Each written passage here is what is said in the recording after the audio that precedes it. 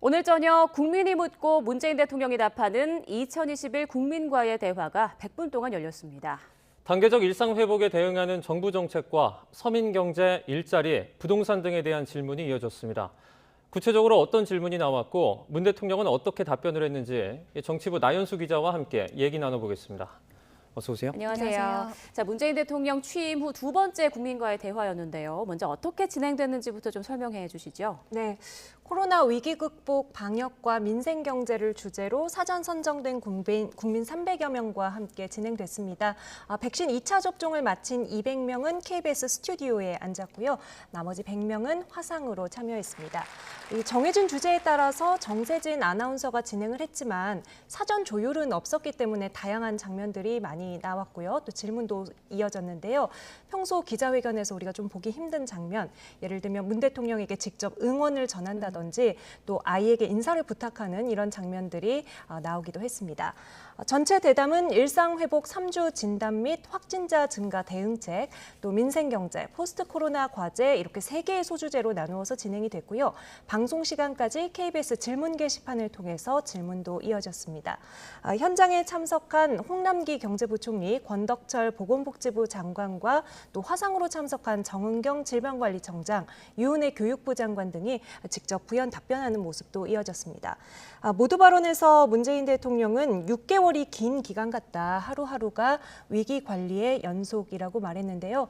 단계적 일상 회복의 성공을 위한 국민의 의견과 지지를 구하기 위해서 이 자리를 마련했음을 알 수 있었습니다. 네, 그러면 방금 언급을 하신 이 단계적 일상 회복부터 조금 설명을 해보도록 하겠습니다.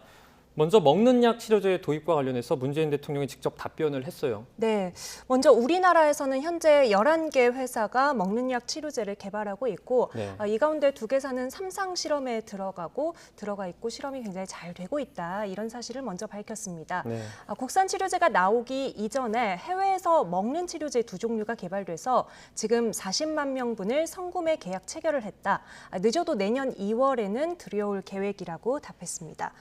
그리고 돌파 감염 문제에 대해서는 제일 처음에 나왔던 질문인데요. 네. 대응책을 제대로 마련하지 못해서 죄송하다며 3차 접종까지 이루어지면 현저히 줄어들 것으로 내다봤습니다. 백신 접종 연령을 낮추는 문제에 대한 질문도 나왔는데요. 네. 이 부분에 대해서는 좀 안전하고 효과가 있다고 판단되면 우리나라도 연령을 낮추겠다는 방침입니다. 미국에서는 5세에서 11세 접종이 시작됐는데 미국 사례를 통해서 안정성이 판단되면 결정하겠다는 것입니다. 네. 자, 주제가 민생 경제로 넘어가니까 확실히 질문하려는 그 시민들이 네. 많아지더라고요. 자, 무엇보다 부동산 문제에서 이제 대통령이 어떤 답변을 내놓을지 대담 전부터 관심이 몰렸잖아요. 네, 실제로 이 청년 실업과 부동산 투기 근절에 대한 질문이 나오자 문재인 대통령이 드디어 어려운 문제에 들어갔다라고 말하면서 긴장을 풀려는 듯이 웃어 보이는 모습도 볼 수 있었습니다. 부동산과 관련해서는 그 2년 전 국민과의 대화 기억나시죠? 네. 이때 자신 있다고 장담하고 싶다 이렇게 꽤 선명한 메시지를 냈었는데요. 이후로도 부동산 가격은 잡히지 않고 계속 상승했습니다. 네. 결국 지난 5월 취임 4주년 특별 기자회견에서는 정부가 할 말이 없다면서 이 죽비를 맞고 정신이 번쩍 들 만한 심판을 받았다고 생각한다 하면서 국민께 여러 차례 송구하다고 사과를 했죠. 오늘은 지나고 보니까 주택 공급에 좀 더 많은 노력을 기울였으면 좋았겠다고 생각한다. 이런 아쉬움을 토로했습니다. 그러니까 공급 대책 위주의 이사 대책이 더 빨리 나와서 시행됐다면 어땠을까라는 아쉬움을 표한 것인데요.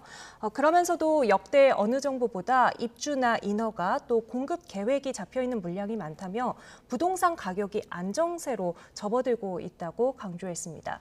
부동산 문제에 대해서 잘했다고 말하기는 어렵겠지만 차기 정부가 해결할 실마리를 남은 임기 동안 마련하겠다는 의지를 피력했습니다.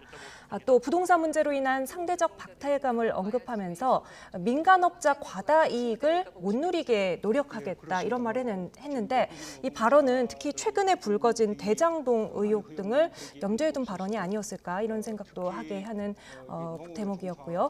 문 대통령은 임기 중 성과로는 K 방역을 꼽았지만 가장 가장 아쉬웠던 분야로는 역시 이번에도 부동산을 들었습니다. 서민들에게 많은 박탈감을 드리고 무주택자, 서민, 청년, 신혼부부들에게 내 집 마련의 기회를 충분히 드리지 못한 게 임기 중 가장 아쉬웠던 점이라고 합니다. 네. 이 청년 실업이나 그리고 일자리 문제와 관련해서는 어떤 얘기들이 오갔습니까? 네, 지표를 들어서 청년의 고용률은 일단 과거 어느 때보다 높다고 답변을 했습니다. 네. 다만 이게 질 좋은 일자리냐 이런 질문에 대해서는 부족하다는 지적이 많을 것이라고 시인했고요. 네. 정부가 더 노력하겠다고 대답했습니다. 지금 총리실에서 추진하는 청년희망온이라는 프로그램이 있거든요. 기업과 정부가 함께 청년 일자리를 만드는 프로젝트인데 이 프로젝트를 언급하기도 했습니다. 또 코로나19와 4차 산업혁명에 따른 일자리 감소 문제와 관련해서는 이 질문을 제가 감당할 수 있을지 모르겠다 이런 말을 하면서 그동안 고민의 무게를 내비치기도 했습니다. 네. 재난지원금 관련한 질문도 있었는데요. 이 문제는 정치적 중립과 좀 연관이 있는 부분이어서 원론적인 답변에 그치지 않을까 싶었는데 대통령이 어떻게 답변을 했죠? 네, 내각의 판단을 신뢰한다 이렇게 말을 했고요. 이어서 정부 방향은 이 질문자께서 말씀하신 방향으로 가고 있다. 그러니까 어려운 분들에게 더 많이 돌아가는 선별 지원의 방향으로 가고 있다라고 이야기를 했습니다. 사실 이 전국민 재난지원금 추가 지급 문제는 여당인 이재명 더불어민주당 대선 후보가 먼저 제안을 했던 것이고 이게 전체적인 논란이 일면서 최근에 한 발 물러서는 모양새를 취했거든요. 이런 상황적 변화를 염두에 두었을 것으로 이해됩니다. 네, 지금까지 정치부 나연수 기자와 함께 2021 국민과의 대화 정리해봤습니다. 고맙습니다. 고맙습니다. 고맙습니다.